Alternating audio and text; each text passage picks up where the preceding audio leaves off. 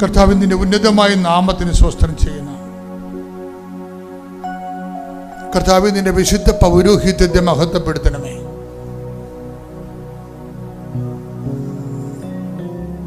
കർത്താവിൽ സഭയിലുള്ള സാന്നിധ്യം പ്രകടമാക്കണമേ. കർത്താവിന്റെ വിശുദ്ധമായ തിരുമുറിവാളുന്ന വലതുകരം അനുഗ്രഹത്തിന്റെ അഭിഷേകകരം അങ്ങനെ ഓരോ മക്കളുടെ മേലും വെക്കണമെന്ന് പ്രാർത്ഥിക്കുന്നു. ഈശോ 39 വർഷം ഞാൻ അർപ്പിച്ച കുർബാനയുടെ യോഗ്യതയാൽ ഈശോ കൃപാസ്ഥാനത്താരെ ജീവനോടെ പ്രത്യക്ഷപ്പെട്ട പരിശുദ്ധമ്മയുടെ മാധ്യസ്ഥതയിലെ അങ്ങനെ അവകാശമോഹരിയ മക്കൾക്ക് വേണ്ടി പ്രാർത്ഥിക്കുന്ന ദൈവത്തിൻ്റെ കരുണ, ദൈവത്തിൻ്റെ ശക്തി, വിടുതല് ഞങ്ങളെ കൊടുക്കട്ടെ. മാരക രോഗങ്ങൾ, തീരാവേദികൾ യേശുവിന്റെ നാമത്തിൽ മാറിപ്പോകട്ടെ. ശ്രുതികട്ടെ. ഹല്ലേലൂയ, ഹല്ലേലൂയ, ഹല്ലേലൂയ, മഹത്വം, ആരാധന, ആരാധന. ദൈവമേ നന്ദി, ദൈവമേ മഹത്വം, ദൈവമേ ആരാധന.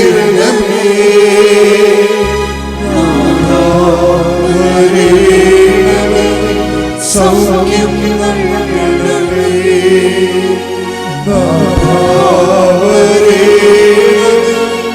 എന്നിൽ നിറയണമേ,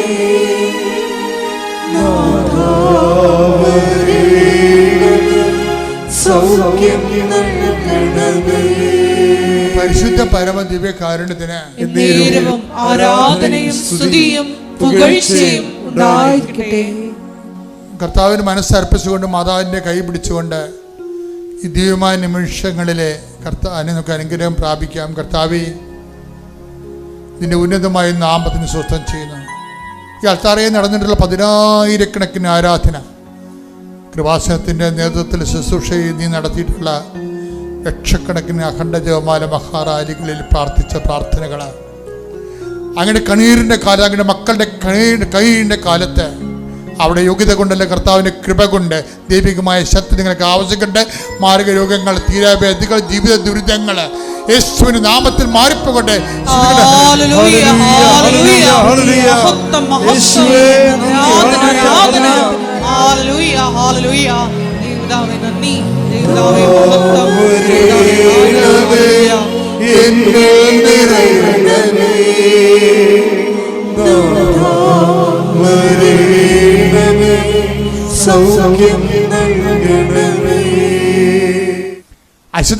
ആശുപത്രി പോയി മാനേജറോടത്ത് ഞാൻ ചോദിച്ചു, മാനേജറെ ഇന്ന ലോണുണ്ടല്ല, ഞാൻ ഈ ചെറിയൊരു വ്യവസായം ചെയ്യുന്ന ആളാണ്, ബിസിനസ് ചെയ്യുന്ന ആളാണ്, അപ്പോൾ അതുകൊണ്ട് എനിക്കിതിനെ അപ്ഡേറ്റ് ചെയ്യണം. അത് ഞാൻ അപ്ഡേറ്റ് ചെയ്താലേ ആൾക്കാർ വരത്തുള്ളൂ. എനിക്ക് പുതിയ ഉപകരണങ്ങൾ വാങ്ങിക്കണം. എനിക്ക് 12 ലക്ഷത്തിന് ലോണുണ്ട്, അത് തരണമെന്ന് പറഞ്ഞു. അപ്പോൾ ഉടനെ മാനേജർ പറയും, നിങ്ങൾക്ക് അതിനുള്ള സിവിൽ പോയിൻ്റ് ഇല്ലെന്ന് പറയും. സിവിൽ പോയിൻ്റ് ഇല്ലെന്ന് പറയും. കാര്യം വെച്ച് കഴിഞ്ഞാൽ ഈ ലോണിൻ്റെ ഒരു ഗുണമെന്ന് പറയുന്നത് 90% സബ്സിഡിയാണ്, അത് ഗ്രാൻഡാണ്. ബാക്കിയാണ് കുറച്ച് ഇതുള്ളത്, പലിശ നമുക്ക് അടക്കേണ്ട കാര്യമില്ല ഇതിൻ്റെ അകത്ത്. അപ്പോൾ ഈ ലോണ് നിങ്ങൾക്കറിയാമല്ലോ, ബാങ്കിലൊക്കെ ഇങ്ങനെയുള്ള ലോണെന്ന് പറയുമ്പോൾ അതൊരു അഡ്ജസ്റ്റ്മെൻറ്റ് ലോണാണ്. അവരുടെ ആൾക്കാർക്കൊക്കെ അവർ ഒപ്പിച്ച് കൊടുക്കണമെന്നല്ലാതെ അതിൻ്റെ അകത്ത് എല്ലാവരും ഉണ്ടാവും. പാർട്ടിക്കാരും ഉണ്ടാവും, ബാങ്ക് മാനേജറും ഉണ്ടാവും, ബോർഡ് മെമ്പേഴ്സും ഉണ്ടാവും. അവർക്ക് കളി അറിയാവുന്നതുകൊണ്ട് അവരുടെ ചിറ്റപ്പന്മാർക്കും അങ്കിളുമാർക്കൊക്കെ ഇത് സാമ്പം കിട്ടും, അങ്ങനെ കിട്ടും. അതാണ് ഇതിൻ്റെ രീതികൾ. എല്ലാ ബാങ്കും അങ്ങനെയാണെന്നൊന്നും ഞാൻ പറയണില്ല. പക്ഷെ ലോകത്തിൻ്റെ അവസ്ഥ നിങ്ങൾ മനസ്സിലാക്കണം. ഗവൺമെൻറ് പൂർവ്വ ഇതുപോലെ ഉണ്ട്, ഒത്തിരിയേറെ ഷെഡ്യൂളുണ്ട്. പക്ഷേ അതായത് നമ്മൾ ചെല്ലുമ്പോൾ നമുക്കത് തുറന്ന് കിട്ടത്തില്ല. പക്ഷെ നമ്മൾ മാതാവിനെ വിളിച്ചുകൊണ്ടാണ് പോകണമെങ്കിൽ, അതുകൊണ്ട് ഇവളുടെ ഒരു പരിപാടി എന്ന് പറഞ്ഞത് എവിടെ പോയാൽ ഉപ്പെടുത്തിടുവോളൂ. ആദ്യം തന്നെ ചെയ്യണത് എന്താണ്? ഈ വിശ്വാസ പ്രയോഗ ഉടമ്പടി കൊണ്ടുവന്ന ഏറ്റവും വലിയ ഒരു കോൺട്രിബ്യൂഷൻ ഈ കാലഘട്ടത്തിൻ്റെ ആധ്യാത്മികതയിൽ പുതുതായിട്ട് അഡീഷൻ ചേർത്തിരിക്കുന്നത് എന്താണ്? പഴയകാല വിശ്വാസ പ്രയോഗങ്ങളെ പ്രചോദിപ്പിച്ചു. പഴയകാലത്ത് വിശ്വാസമൊക്കെ രൂപപ്പെട്ട് വരുന്ന കാലത്ത് ദൈവം വിശ്വാസ പ്രയോഗങ്ങൾക്ക് പ്രാധാന്യം ഉണ്ടായിരുന്നു. വിശ്വാസ പ്രയോഗം എന്ന് പറഞ്ഞാൽ എന്തെങ്കിലും മെറ്റീരിയൽ എടുത്തിട്ട് അത് ദൈവനാമത്തിൽ അത് പ്രയോഗിച്ച് കഴിയുമ്പോൾ അതിന് ദൈവത്തിൻ്റെ ശക്തിയുടെ മാധ്യമമായിട്ട് ഉപയോഗിക്കുന്ന പരിപാടി ഉണ്ടായിരുന്നു. ഉടമ്പടി അത് റീക്രിയേറ്റ് ചെയ്തിരിക്കുകയാണ്, സംഭവം പുനർജീവിപ്പിച്ചിരിക്കുകയാണ്. അതുകൊണ്ടാണ് അശുദ്ധി ഇവിടെ പോയാലും വിശ്വപ്രമാണം ചൊല്ലിയിട്ട് ഉപ്പിടും. വിശ്വാസപ്രമാണം ചൊല്ലിയിട്ട് അതിൻ്റെ സിദ്ധാന്തവും പ്രയോഗവും, വിശ്വാസപ്രമാണം അതിൻ്റെ സിദ്ധാന്തമാണ്, തിയറി. പ്രാക്ടിക്കൽ എന്ന് പറഞ്ഞാൽ എന്താണ്, അതിൻ്റെ പ്രയോഗം എന്താണ്, ആ ഉപ്പ് നിക്ഷേപിക്കുന്നതാണ് പ്രയോഗം എന്ന് പറയണത്. ഇപ്പം നമ്മൾ കാശ്മീരൊക്കെ കുഴിച്ചെടുത്തില്ലേ, അപ്പം അച്ഛൻ പറഞ്ഞ് കാശ്മീരം കുഴിച്ചിടുന്നില്ല, സ്ഥാപിക്കണം നമ്മൾ ചെയ്യണത്. എന്താ കാര്യം, കുരിശ് ഭൂമിയിലായി സ്ഥാപിച്ചത് ആരാണ്? ഈശോയാണ്. ഈ കുരിശ് സ്ഥാപിച്ചുകൊണ്ടാണ് ലോകത്ത് രക്ഷ കൊടുത്തിരിക്കുന്നത്. അപ്പോൾ ഭൂമിയിൽ എന്തെങ്കിലും സ്ഥാപിക്കണം എന്നുണ്ടെങ്കിൽ അത് ദൈവനാമത്തിൻ്റെ ആണെങ്കിലുണ്ടെങ്കിൽ വിടുതലിൻ്റെ പ്രയോജനം ചെയ്യും. അതുകൊണ്ടാണ് കാശ്മീര യേശുനാമത്തിൽ സ്ഥാപിക്കണത്. നിങ്ങൾ കുഴിച്ചിടണം നിങ്ങൾ ഒരിക്കലും പറയരുത്, സ്ഥാപിക്കുകയാണ് ചെയ്യണത്. അത് ആദ്യം ചെയ്ത് പിതാവായ ദൈവമാണ് ഈ കുരിശ് ഭൂമി കുഴിച്ചിട്ടിരിക്കണത്. അപ്പം അതുകൊണ്ട് തന്നെ അതിൻ്റെ ഓർമ്മയ്ക്കായിട്ടാണ് നമ്മൾ ഭൂമിയിലെ വിശ്വാസം സ്ഥാപിക്കും. ആ സ്ഥലം കർത്താവിൻ്റെതാണ്. അപ്പോൾ പിന്നെ നമ്മൾ ഈ കർത്താവിൻ്റെതാണെന്ന് പറഞ്ഞ് നമ്മൾ പ്രഖ്യാപിച്ചു കഴിഞ്ഞാൽ വിശ്വാസത്തിൻ്റെ പ്രയോഗങ്ങളെല്ലാം തന്നെ വിശ്വാസത്തിൻ്റെ പ്രഖ്യാപനങ്ങളാണ്. പക്ഷേ അതിക്ക് മുമ്പ് നിങ്ങളിത് പ്രയോഗിക്കാനും പ്രഖ്യാപിക്കാനും പോരുന്ന ആളാണെന്ന് ദൈവത്തിന് തോന്നണം. അതാണ് വിഷയം. ചില ആൾക്കാർ പ്രഖ്യാപിച്ചിട്ടും പ്രയോഗിച്ചിട്ടും ഒക്കാത്തതിൻ്റെ കാര്യം എന്നറിയാമോ, നിങ്ങളെ ദൈവത്തിന് അത്രയ്ക്ക് പിടിച്ചിട്ടില്ല. അതാണ് പ്രശ്നം. കാര്യം എന്താ പിടിക്കാത്തതിൻ്റെ കാരണം, ഒന്ന്, നിങ്ങളുടെ ഉടമ്പടിക്കാലം കഴിയുമ്പോൾ പഴയ പുതപ്പെടുത്ത് പുതക്കുമെന്ന് ദൈവത്തിന് അറിയാം. അതാണ് പ്രശ്നം. അത് വലിയ അപകടമാണ്. നിങ്ങളുടെ ഉടമ്പടിക്കാലം കഴിയുമ്പോൾ നിങ്ങൾക്ക് കിട്ടാനുള്ളതെല്ലാം കിട്ടി, നേടാനുള്ളത് നേടിക്കഴിയുമ്പോൾ പഴയ തെരേസ്യാമ്മയായിട്ട് മാറും. അത് ദൈവത്തിന് അറിയാം. ഏറ്റവും വലിയ പ്രശ്നം വെച്ച് കഴിഞ്ഞാൽ മനുഷ്യന്മാരുടെ മുമ്പിൽ കണ്ണി പൊടിയിടാവുന്ന പോലെ ദൈവത്തിൻ്റെ കണ്ണി പൊടിയിടാൻ പറ്റാത്തത് കൊണ്ടാണ് യഥാർത്ഥ ഇസ്രയേൽ എന്ന് പറയണത്. ഡ്യൂപ്ലിക്കേറ്റ് ഉണ്ടെന്ന്.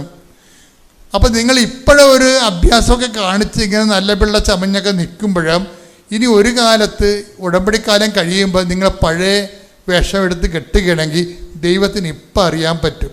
അതുകൊണ്ടാണ് നിങ്ങൾ പ്രയോഗിച്ചിട്ട് ഒക്കാത്തതിൻ്റെ കാരണം. കാര്യം എന്താണ്, നീ അത്തിവൃക്ഷത്തിൻ്റെ ചുവട്ടിലായിരുന്നപ്പോൾ ഞാൻ നിന്നെ കണ്ടു എന്നാണ് പറയണത്.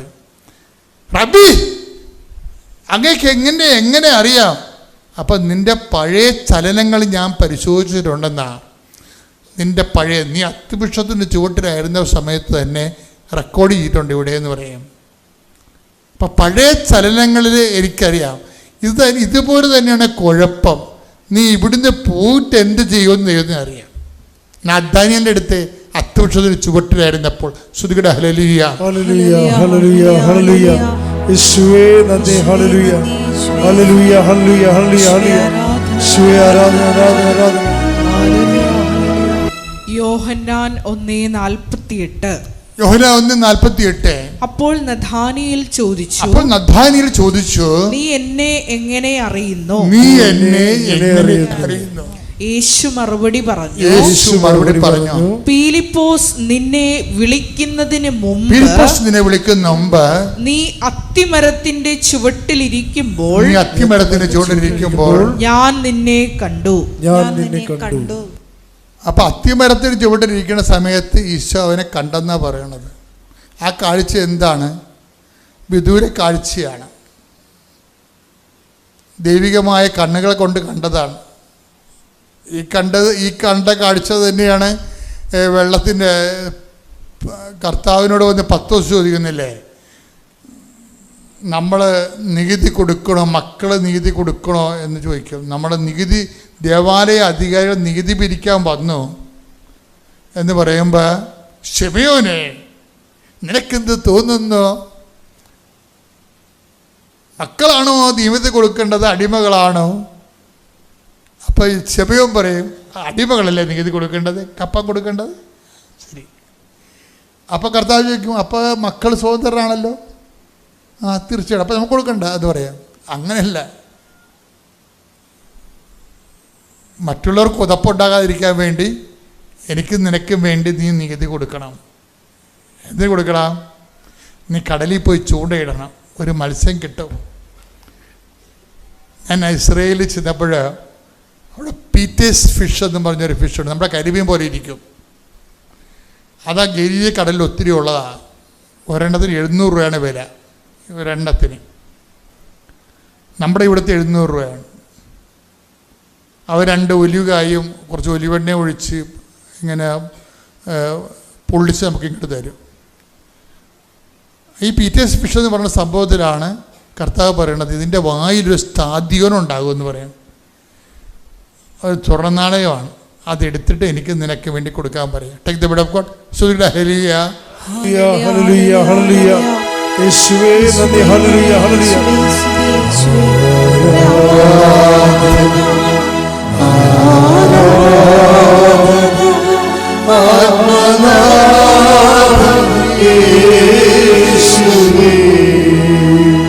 മത്തായി 17:27. മത്തായി 17:27.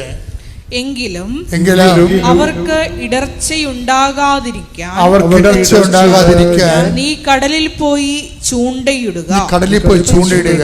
ആദ്യം ലഭിക്കുന്ന മത്സ്യത്തിന്റെ വായ് തുറക്കുമ്പോൾ ഒരു നാണയം കണ്ടെത്തും. അതെടുത്ത് എനിക്കും നിനക്കും വേണ്ടി അവർക്ക് കൊടുക്കുക. എന്താ പ്രശ്നം? കടലിൽ കൂടി ഒഴുകിപ്പോകുന്ന, കടലിൽ കൂടി നീന്തിപ്പോകുന്ന മത്സ്യത്തിൻ്റെ വായിരിക്കുന്ന നാണയത്തെ പോലും, അല്ലെങ്കിൽ കരിമീൻ പോലെ ടൈപ്പിനുള്ള പരിപാടിയാണ്. എന്ത് കിട്ടിയാലും അവൻ വിഴുങ്ങിയെടുക്കും ഇതിൻ്റെ അകത്ത്. അങ്ങനെ എന്തോ നാണയം വിഴുങ്ങിയ, പക്ഷേ എന്ത് ഈ ബൈബിൾ ശാസ്ത്രജ്ഞന്മാരോട് പറഞ്ഞു കഴിഞ്ഞാൽ അവരിതിന് വേറെ ചില കൊണോട്ടേഷൻ കണ്ടുപിടിച്ച് ലോജിക്കാക്കി കളയും. ഇങ്ങനെ അവരുടെ കണ്ടുപോലുള്ള അസുഖമാണ്, ചെറിയൊരു അസുഖമാണത്.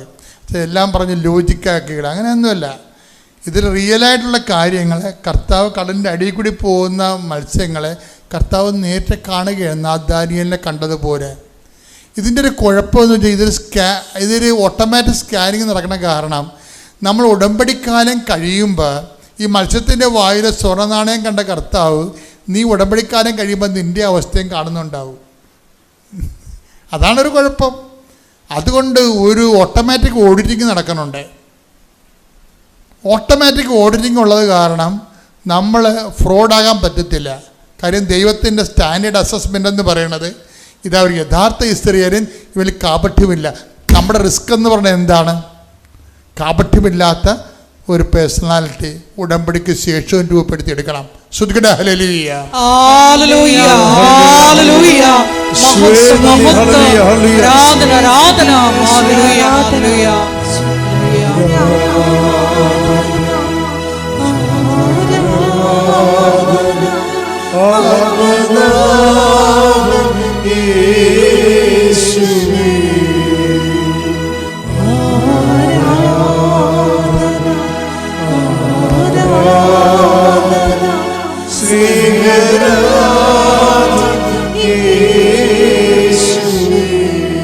പരിശുദ്ധ പരമദിവ്യകാരുണ്യത്തിന് ആരാധനയും സ്തുതിയും പുകഴ്ചയും ഉണ്ടായിരിക്കട്ടെ. അശ്വതി എന്നാ ചെയ്തിരിക്കണമെന്ന് വെച്ച് കഴിഞ്ഞാൽ, അശ്വതി ഉപ്പ് കൊണ്ടുപോയി ബാങ്ക് മാനേജറിൻ്റെ വിശ്വപ്രമാണം ചെയ്ത് വരാന്തിരിടും. എന്താ കാര്യം? Not by merit but by grace. അതാണല്ലോ അതിൻ്റെ പ്രയോഗം. കർത്താവേ, എൻ്റെ കഴിവല്ല നിൻ്റെ കൃപയെന്ന് പറയും. അതാണ് ഉപ്പിടുന്നതിൻ്റെ ഉദ്ദേശം.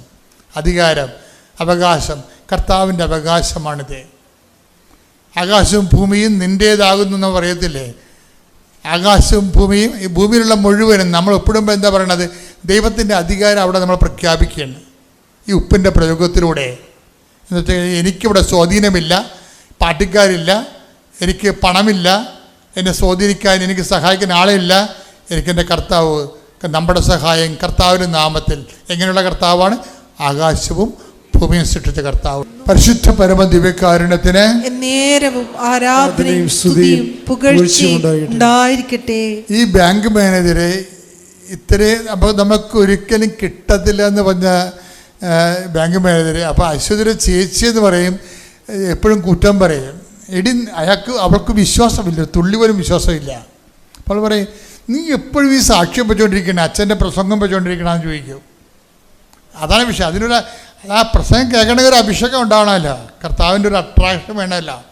കാര്യം എന്താ കാര്യം? നോട്ട് ബൈ മെറിറ്റിലാണെങ്കിൽ നിൽക്കണത്. കാര്യം നമുക്ക് ഒരിടത്തും ആരുമില്ല, കർത്താവാണ് ഉണ്ടാകേണ്ടത്. അപ്പോൾ കർത്താവിനെ ആശ്രയിച്ചുകൊണ്ടാണ് ഇവർ അശ്വതി ജീവിക്കണത്. അവസാനം അശ്വതി ഈ ശശിനെ കൊണ്ട് അവിടെ ബാങ്ക് മാനേജർ കാണിക്കും. അവിടെ കാര്യങ്ങളെല്ലാം പറയുന്നില്ല, അവതാ പറയാവുന്നല്ലാതെ ആരും അനക്കമില്ലാത്തപ്പോഴാണ് ഇവിടെ ഈ ഉടുപ്പിട്ടിട്ട് വിശ്വാസപ്രമാണം ചൊല്ലി കർത്താവിനെ ബാങ്ക് ഏൽപ്പിച്ചും പോരണത്.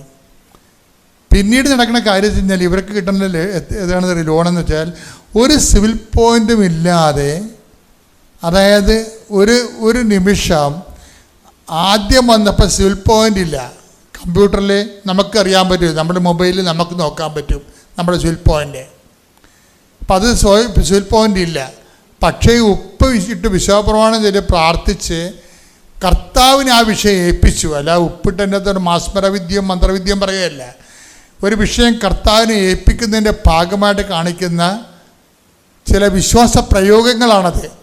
അപ്പം നമ്മൾ പക്ഷേ അതിനോട് കറസ്പോണ്ട് ചെയ്ത് വിശ്വസിച്ച് ജീവിച്ചു പോകണമെന്നുണ്ടെങ്കിൽ ദൈവം അതിനകത്ത് ഇടപെടും. എന്താ കാര്യം? അത് നോട്ട് ബൈ മെരിറ്റാണ്, നമുക്ക് മെരിറ്റില്ല. പിന്നെയുള്ള ഓപ്ഷൻ എന്താണ്? ബട്ട് ബൈ ഗ്രേസ് ആണ്.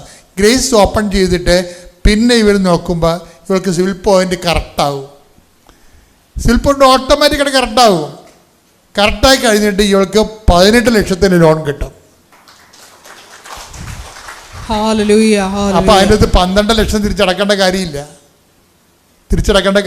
അതായത് സീറോയിലുള്ള ആൾക്കാരെ, സ്വാധീനമില്ലാത്ത ആൾക്കാരെ മാതാവിൻ്റെ കൈ പിടിച്ചുകൊണ്ട് യേശുക്രിസ്തുവിന്റെ നാമത്തിൽ ജീവിച്ചുകൊണ്ട് തകർന്ന ജീവിതത്തെ സമുദ്ധരിക്കുന്ന കാഴ്ചയില്ലേ? കൈയടിച്ച് ശ്രുതിക്കട്ടെ. Hallelujah, hallelujah, hallelujah. മഹത്വം, മഹത്വം, ആരാധന, ഹല്ലേലൂയ, ഹല്ലേലൂയ, ഹല്ലേലൂയ. സോജൻ, ഞാൻ കൊല്ലം ജില്ലയിൽ നിന്നാണ് വരുന്നത്. ഇവിടെ 2019 ഞാൻ ഉടമ്പടി എടുത്തത്. പിന്നെ കൊറോണയ്ക്ക് ശേഷം എനിക്കത് കണ്ടിന്യൂ ചെയ്യാൻ പറ്റിയില്ലായിരുന്നു. പിന്നെ 2022 ഞാൻ അവിടെ വന്ന് വീണ്ടും ഉടമ്പടി പുതുക്കിയത്. അതിൽ ഉടമ്പടിയിൽ ഞാൻ 6 നിയോഗം വെച്ചിട്ടുണ്ടായിരുന്നു. അതിലെനിക്ക് ഭവനമില്ലാത്തത് ഞാൻ വെച്ചിട്ടുണ്ടായിരുന്നു, വീടില്ലാത്തതിൻ്റെ. അത് 20 വർഷമായിട്ട് എനിക്ക് ഭവനമില്ലായിരുന്നു. ഇവിടെ വന്ന് ഉടമ്പടി എടുത്തതിന് ശേഷം 7 വർഷം കൊണ്ട് ഞാൻ വസ്തു മേടിച്ചിട്ടുണ്ടായിരുന്നു. പക്ഷേ എനിക്ക് വീട് വയ്ക്കാൻ സാധിച്ചിട്ടുണ്ടായിരുന്നില്ല. ഇവിടെ വന്ന് ഉടമ്പടി എടുത്തതിൻ്റെ ഫലമായിട്ട് എനിക്ക് അവിടെ വീടിൻ്റെ പണി തുടങ്ങാനായിട്ട് സാധിച്ചു. ഇപ്പോൾ അതിൻ്റെ കെട്ട് തുടങ്ങാനായിട്ട് പോവാണ്. പിന്നെ എൻ്റെ മോൾക്ക് ജോലിയുടെ കാര്യം ഞാൻ ഈ ഉടമ്പടിയിൽ തന്നെ ഞാൻ നിയോഗം വെച്ചിട്ടുണ്ടായിരുന്നു. അവൾക്ക് ബാങ്കിലത്തെ ജോലിയാണ് കൂടുതൽ താല്പര്യമായിരുന്നത്. പക്ഷേ ബാങ്ക് ജോലി ടെസ്റ്റുകളെല്ലാം എഴുതും, ഇൻ്റർവ്യൂവിനും പോവും, പക്ഷേ പാസ്സാവത്തില്ലായിരുന്നു. അങ്ങനെ ഞാനിവിടെ ജോസഫ് അച്ഛനെ വന്ന് കണ്ട് അച്ഛൻ പ്രാർത്ഥിച്ച് കാശ് രൂപം കയ്യിൽ കൊടുത്തിട്ടുണ്ടായിരുന്നു. അത് വെച്ച് പ്രാർത്ഥിച്ചിട്ട് ഇൻ്റർവ്യൂ അറ്റൻഡ് ചെയ്തിട്ടുണ്ടായിരുന്നു. പക്ഷേ ഇൻ്റർവ്യൂവിൽ അത് ഫെയിലായതുകൊണ്ട് അവർക്ക് നോട്ടിഫിക്കേഷൻ വന്നിട്ടുണ്ടായിരുന്നത്. പക്ഷേ 8 മാസം കഴിഞ്ഞപ്പോൾ, അതായത് കഴിഞ്ഞ മാസം മെയിൽ വന്നു, ആൾ സെലക്റ്റഡ് ആയെന്ന് പറഞ്ഞിട്ട്. സാധാരണ ക്യാമ്പസ് സെലക്ഷനിൽ അങ്ങനെ വരാറില്ല. ഈ വർഷത്തേക്കുള്ള കുട്ടികളെയാണ് കൂടുതൽ എടുക്കാറ്. കഴിഞ്ഞ വർഷത്തെ കുട്ടികൾ എടുക്കാറില്ലായിരുന്നു. പക്ഷേ എന്തോന്ന് നമുക്കും അറിയത്തില്ലായിരുന്നു. പക്ഷേ ആൾ സെലക്ട് ആയെന്ന് പറഞ്ഞിട്ട് വന്നു. ഇപ്പം അതിൻ്റെ ട്രെയിനിങ്ങും കഴിഞ്ഞു. ഈ അടുത്ത മാസം ജോയിനിങ് ആണ്. പിന്നെ വെച്ചിട്ടുണ്ടായിരുന്നത് മോൾക്ക് തന്നെയാണ് ഫിഷറിൻ്റെ അസുഖം ഉണ്ടായിരുന്നു. അത് 3 വർഷം കൊണ്ട് അടുപ്പിച്ചിട്ടുണ്ടായിരുന്നു. ആൾക്ക് ബാത്റൂമിൽ പോകാനോ ഒന്നിനും സാധിക്കത്തില്ലായിരുന്നു. നല്ലോണം ബ്ലഡും പോവായിരുന്നു. അത് നമ്മുടെ ഇവിടുത്തെ വിശുദ്ധ തൈലവും ഉപ്പും ഉപയോഗിച്ചിട്ട് വിശ്വാസപ്രമാണം ചൊല്ലി പ്രാർത്ഥിച്ചതിൻ്റെ ഫലമായിട്ട് അത് പൂർണ്ണമായിട്ട് മാറി കിട്ടി. പിന്നെ എൻ്റെ അപ്പച്ചന് അറ്റാക്ക് വന്നിട്ടുണ്ടായിരുന്നു കഴിഞ്ഞ 2 മാസമായി, നവംബറിലായിരുന്നു. ആൾക്ക് ഒട്ടും 3 ബ്ലോക്ക് ഉണ്ടായിരുന്നു. എല്ലാവരും 96-98% ആയിരുന്നു ബ്ലോക്ക് ഉണ്ടായിരുന്നത്. അപ്പോൾ ഡോക്ടർ പറഞ്ഞു ആൻജിയോപ്ലാസ്റ്റി ചെയ്യാമെന്ന് പറഞ്ഞിട്ടാണ് കൊണ്ടുപോയത്. പക്ഷേ ആൻജിയോപ്ലാസ്റ്റിയും ഒന്നും ചെയ്യാൻ ആൾക്ക് സാധിച്ചില്ല. കാരണം എന്ന് പറഞ്ഞു കഴിഞ്ഞാൽ ആൾക്ക് 75 വയസ്സായിട്ടുണ്ടായിരുന്നു. പക്ഷേ ഡോക്ടർ പറഞ്ഞു ഒന്നും ചെയ്യാൻ പറ്റത്തില്ല, ആൾ വെൻറ്റിലേറ്ററിലും ആയിരുന്നു. ഞാൻ പിന്നെ ഇവിടുത്തെ നമ്മുടെ ഉപ്പ് കൈ പിടിച്ചിട്ടുണ്ടായിരുന്നു. എൻ്റെ കയ്യിൽ ഉപ്പും തൈലവും ഉപയോഗിച്ചിട്ട് കുരിശ് വരച്ച് വിശ്വാസപ്രമാണം ചെല്ലിയതിൻ്റെ ഫലമായിട്ട് ആൾക്കിപ്പോൾ ഒരു കുഴപ്പമില്ല. ഡിസ്ചാർജായി വീട്ടിലുണ്ട്. ആളിപ്പോൾ സുഖമായിട്ട് ആദ്യത്തേക്ക് കൂടുതലായിട്ട് ഇപ്പോൾ നടക്കാനായാലും പണിയെടുക്കാനായാലും എല്ലാം കൂടുതൽ ആളിപ്പോൾ ചെയ്യുന്നുണ്ട്. പിന്നെ ഞാനിവിടെ ക്യാൻഡിൽ പ്രയർ ഇട്ടതിൻ്റെ ഫലമായിട്ട് എൻ്റെ മോന് കാനഡയിൽ പോകാനായിട്ട് സാധിച്ചു. കാരണം ഒത്തിരി തടസ്സങ്ങളുണ്ടായിരുന്നു. അപ്പോൾ എൻ്റെ കടയിലത്തെ ഒരു കുട്ടിയാണ് എൻ്റെ അടുത്ത് പറഞ്ഞത് ഇങ്ങനെ കൃപാസനത്തെ പറ്റിയിട്ട് 2019. അങ്ങനെ ആ കുട്ടി എൻ്റെ അടുത്ത് പറഞ്ഞു ചേച്ചി അവന് ക്യാൻഡിൽ പ്രയർ ഇട്, അത് നടക്കും. എൻ്റെ പേര് ഷൈനി, സ്ഥലം ചമ്പക്കുളം. സ്ഥലം ചമ്പക്കുളം. ഞാൻ എൻ്റെ ഹസ്ബൻഡിന് വേണ്ടിയിട്ടാണ് സാക്ഷ്യം പറയുന്നത്. എൻ്റെ ഹസ്ബൻഡ് ഖത്തർ ജോലിയായിരുന്നു. അവിടെ വെച്ച് ചില പ്രശ്നങ്ങൾ, സാമ്പത്തിക പ്രശ്നങ്ങളൊക്കെ വന്നതുകൊണ്ട് പുള്ളിക്കാരൻ ആ ജോലി കളഞ്ഞിട്ട് ഖത്തറിൽ നിന്ന് നാട്ടിലേക്ക് കയറിപ്പോന്നു. ഇവിടെ വന്നു കഴിഞ്ഞപ്പോൾ കമ്പനി വീണ്ടും വിസ കൊടുത്തു. ആ വിസ എടുത്ത് പോകാനായിട്ടുള്ള മെഡിക്കൽ ചെയ്യാനായിട്ട് ഖത്തർ മെഡിക്കൽ സെൻറ്ററിൽ ചെന്നു. അവിടെ ചെന്ന് മെഡിക്കൽ എടുത്തപ്പോഴാണ് അറിയുന്നത് പുള്ളിക്കാരൻ്റെ ശ്വാസകോശത്തിൽ കുരുക്കളാണെന്നുള്ളത്. അങ്ങനെ ആ മെഡിക്കൽ ഫെയിലായി, ഞങ്ങളുടെ വിസയും ക്യാൻസലായിപ്പോയി. അങ്ങനെ ഞങ്ങൾ ഒരുപാട് വിഷമിച്ചിരിക്കുമായിരുന്നു. കാരണം ഞങ്ങൾക്ക് പുള്ളിയുടെ ഒരു ജോലി മാത്രമായിരുന്നു ആകെ ഉണ്ടായിരുന്നൊരു വരുമാനം. ഞങ്ങൾക്ക് 3 കുട്ടികളുണ്ട്. അപ്പം ഇവിടെ വന്ന് ഞാൻ 2016 മുതൽ ഉടമ്പടി എടുത്തിരിക്കുന്ന വ്യക്തിയാണ്. അതുകൊണ്ട് തന്നെ എനിക്ക് നല്ലൊരു വിശ്വാസം ഉണ്ടായിരുന്നു, ഇവിടെ വന്ന് ഉടമ്പടി എടുത്ത് പ്രാർത്ഥിച്ചാൽ മാതാവ് സാധിച്ചു തരുമെന്ന്. ഞാൻ എൻ്റെ ഉടമ്പടി ഇവിടെ വന്ന് പുതുക്കിയപ്പോൾ എൻ്റെ ഭർത്താവിൻ്റെ ഈ രോഗവിവരം അതിനകത്ത് എഴുതി. കാരണം ഞങ്ങൾ അമൃതയെ കാണിച്ചു, അപ്പോളോയെ കാണിച്ചു, അവരൊക്കെ CT സ്കാനൊക്കെ ചെയ്തിട്ട് പറഞ്ഞത് കുരുക്കളുണ്ട്, അതാണ് പ്രശ്നം. അപ്പോൾ അത് മെഡിക്കൽ എങ്ങനെ ആകുമെന്ന് അറിയത്തില്ല, അതുകൊണ്ട് ഇത് കുറച്ച് നാൾ മരുന്ന് കഴിക്കേണ്ടി വരുമെന്ന് പറഞ്ഞു. അങ്ങനെ അവർ തരുന്ന എന്തൊക്കെയോ മരുന്നുകൾ ഞങ്ങൾ കഴിച്ചുകൊണ്ടിരുന്നു. എന്നിട്ടും ആ സമയത്ത് തന്നെ ഞാനിവിടെ വന്ന് ഉടമ്പടി പുതുക്കി വെച്ചപ്പം ഒന്നാമത്തെ കാര്യമായിട്ട് എൻ്റെ ഹസ്ബൻഡിൻ്റെ അസുഖം മാറണമെന്നും വേറെ ഏതെങ്കിലും സ്ഥലത്തേക്ക് പോകാനായിട്ടുള്ളൊരു വിസ കിട്ടണമെന്നും ഞാൻ മാതാവിനോട് പ്രാർത്ഥിച്ചു. അങ്ങനെ ഇവിടെ വന്നു ഉടമ്പടി പുതുക്കിയ സമയത്ത് എഴുതി വെച്ചു. 8 മാസം കഴിഞ്ഞപ്പോഴത്തേക്കും പുള്ളിക്കാരന് വേറൊരു കൺട്രിയിലേക്കുള്ള വിസ വന്നു. ആ വിസ വന്ന സമയത്ത് ഞങ്ങൾ മെഡിക്കൽ എടുക്കാനായിട്ട് പോയപ്പോൾ ഞങ്ങൾക്കൊരു ഭയമായിരുന്നു. അപ്പം ഞങ്ങൾ വിചാരിച്ചു ഒന്ന് അച്ഛനെ കണ്ടിട്ട് പോകാം, എന്തായാലും എനിക്ക് ഉടമ്പടി ഉണ്ടല്ലോ എന്ന് വിചാരിച്ചു. അങ്ങനെ ഇവിടെ വന്ന് അച്ഛനെ കണ്ടു. അച്ഛനോട് കാര്യം പറഞ്ഞു കഴിഞ്ഞാൽ അച്ഛൻ നെഞ്ചത്ത് ഷർട്ടൊക്കെ ഊരിയിട്ട് സൈത്ത് പൂശി പ്രാർത്ഥിച്ചു. പിറ്റേ ദിവസം പുള്ളിക്ക് മെഡിക്കലായിരുന്നു. മെഡിക്കൽ എടുത്തു. ആ മെഡിക്കൽ യാതൊരു കുഴപ്പവും കൂടാതെ പാസ്സായി. അതിനുശേഷം പുള്ളിക്കൊരു ഒരാഴ്ച കഴിഞ്ഞപ്പോഴത്തേക്കും പുറത്തേക്ക് പോകാൻ പറ്റി. അവിടെ ചെന്ന് വീണ്ടും ഒരു മെഡിക്കൽ ഉണ്ടായിരുന്നു. ആ മെഡിക്കലിൻ്റെ സമയത്ത് മാതാവ് അത്ഭുതകരമായിട്ട് ഒരു കുഴപ്പങ്ങളും ഇല്ലാതെ, അപ്പം പുള്ളിയുടെ പ്രശ്നം എന്നാന്ന് ചോദിച്ചാൽ എക്സ്റേയിലായിരുന്നു വന്നുകൊണ്ടിരുന്നത്. അപ്പോൾ ഈ എക്സ്റേ എടുക്കുന്ന സമയത്ത് പുള്ളിക്കാരനിങ്ങനെ ശ്വാസം എടുക്കാൻ അവർ പറയും. അപ്പോൾ എന്താണെന്ന് അറിയത്തില്ല, ആരോ വന്ന് പിടിച്ച് നിർത്തുന്ന പോലെ പുള്ളിക്ക് ശ്വാസം എടുക്കാൻ പറ്റത്തില്ല. പുള്ളിയുടെ ഉള്ളിൽ പറയുന്നു, നീ ശ്വാസമൊന്നും എടുക്കണ്ട, നീ ഇങ്ങനെ അങ്ങ് നിന്നാൽ മതിയെന്ന്. അങ്ങനെ ഇവിടെ വെച്ചെടുത്ത മെഡിക്കലിലും പുറത്ത് പോയി എടുത്ത മെഡിക്കലിലും അങ്ങനെ തന്നെയാണ് വന്നത്. അപ്പം പുള്ളി പറയുന്നത്, എന്നെ മാതാവ് എൻ്റെ അടുത്ത് വന്നിട്ട് എന്നോട് പറഞ്ഞു, നീ ശ്വാസമൊന്നും എടുക്കണ്ട, നീ ഇങ്ങനെ തന്നെ നിന്നങ്ങ് നിൻ്റെ എക്സ്റേ ഒക്കെ എടുത്താൽ മതിയെന്ന് മാതാവ് പറഞ്ഞതായിട്ടാണ് പുള്ളിക്ക് ഫീൽ ചെയ്തത്. അപ്പം എൻ്റെ വിശ്വാസം, എൻ്റെ മാതാവ് പുള്ളിക്ക് ആ എക്സ്റേ ചെയ്ത സമയത്ത് മാതാവാണ് വന്ന് പുള്ളിയോട് പറഞ്ഞതെന്നും പൂർണ്ണമായിട്ട് ഞാൻ വിശ്വസിക്കുന്നു. എൻ്റെ ഉടമ്പടിയിൽ ഉള്ള ഒരു നിയോഗമാണ് എനിക്ക് സാധിച്ചു കിട്ടിയത്. അതുപോലെ തന്നെ എൻ്റെ അനിയത്തിക്ക് വീട് വെക്കാനായിട്ട് അവർ കൂട്ടുകുടുംബമായിട്ട് താമസിക്കുമായിരുന്നു. അനിയത്തിക്ക് 4 പിള്ളേർ, അനിയന് 2 പിള്ളേർ. അപ്പോൾ അവൾക്ക് വീട് വെച്ച് മാറണമായിരുന്നു. അവരുടെ വലിയ സാമ്പത്തികമൊന്നും ഇല്ലായിരുന്നു. ആ സമയത്ത് അവൾക്ക് വീട് വെച്ച് മാറാൻ പറ്റാതിരുന്നപ്പോഴത്തേക്കും അവൾ എന്നെ വിളിച്ച് പറഞ്ഞു. അപ്പോൾ ഞാൻ ഇതുപോലെ ഉടമ്പടി പുതുക്കിയ സമയത്ത് അവളുടെ വീടിൻ്റെ കാര്യം വെച്ചു. അവൾക്ക് ഒരുപാട് പേര് പൈസ കൊടുത്ത് ആ സമയത്ത് സഹായിച്ചു. അത്ഭുതകരമായിട്ട് 5 മാസം കൊണ്ട് നല്ല രീതിയിൽ വീട് പണിയാനും മാറി താമസിക്കാനും അവൾക്ക് അനുഗ്രഹം മാതാവ് കൊടുത്തു. 9 വർഷമായിരുന്നു കല്യാണം കഴിഞ്ഞിട്ട്. അപ്പം തൊട്ട് അവൾ ആഗ്രഹിക്കുന്നതായിരുന്നു മാറി താമസിക്കണമെന്ന്. അത് മാതാവ് 5 മാസം കൊണ്ട് പൂർത്തീകരിച്ചു കൊടുത്തു. പിന്നെ എൻ്റെ തൊണ്ടയ്ക്ക് പൂപ്പൽ രോഗം വന്നു. ഞാൻ 3 ഹോസ്പിറ്റലിൽ, വണ്ടാനം മെഡിക്കൽ കോളേജിലും പച്ച ഹോസ്പിറ്റലിലും എല്ലാം കാണിച്ചു. ചെത്തിപ്പുഴയിൽ പോയി എൻഡോസ്കോപ്പ് ചെയ്തിട്ടും എന്താണ് പ്രശ്നമെന്ന് അറിയത്തില്ലായിരുന്നു. വേറൊരു ഡോക്ടർ പറഞ്ഞത് പൂപ്പൽ രോഗമാണെന്നാണ്. ഞാനത് എത്ര മരുന്ന് കഴിച്ചിട്ട് മാറിയില്ല.